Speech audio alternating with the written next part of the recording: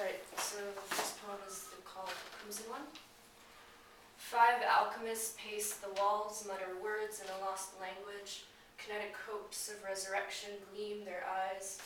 Children in green roam the alleys alongside you. They whisper of streets paved in steel that breathe fire. Each time his foot, your foot, is lifted. This one, this time, that of a clogged fisherman. He meditates on sturgeon, the flames taunt his feet. As spices burn, cinnamon and myrrh waft and wander into the waning hymn. His thoughts, his words begin to disintegrate. He contemplates more fervently, but Heron conjures just partial memories. He tries to grasp his thoughts, cawed as frighteningly unfamiliar. His words, out the flames where ashy thoughts lay around efflorescent greens, purples and reds, purples and reds, purples and reds, dot the fisherman's eyes, bits of memory drip into his consciousness. His hands, his nose, his ears reassemble.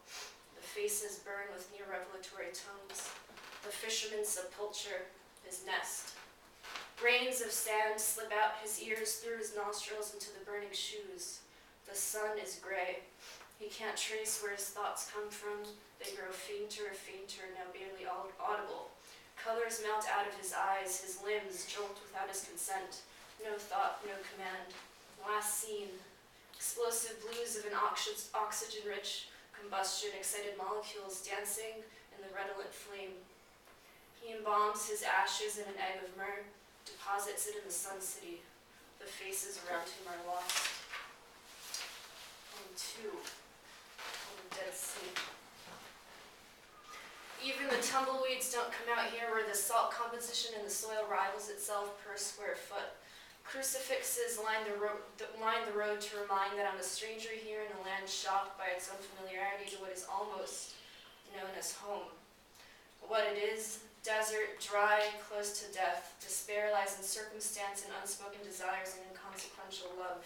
The space, out here things grow out, not up. People rush to escape or embrace it. They leave a mass of particles behind. Nothing but concrete and cowboys. I mean frat boys. A woman is born here, raises children and grandchildren, grows old here, and expects inner settled, yet generous wisdom for her offspring to do the same. 5 generations lived and died in this town to attend the same schools and buy their medicine in the same drugstores. Walk out into the unseen dry grass. If you were meant to live, poison will be injected into your veins, or maybe you can defy. Poem for you. The salty air remains convoluted until you turn away. Then the revelation hits you in your gut with a whisper of familiarity. Something in the eyes of the passerby and the gestures of their conversations. Something in that Baltic air. This place you breathe. I know this place. An old woman approaches you, flecks of dirt on her lips. Her mouth twists open. Are you lost? I see confusion, astonishment in your gait. You smell the sweat mingled with vodka that emanates from her body. She points to a dark shop, a tin shack a block away.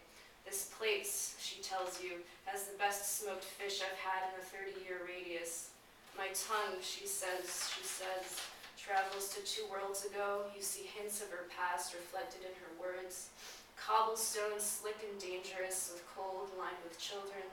Children laid out by parents until their cheeks, your cheeks, turn a florid kind of pain. This place, she moans, has the best smoked herring I've had in years, and you believe her. You smell it on her breath. She's drunk off smoked fish.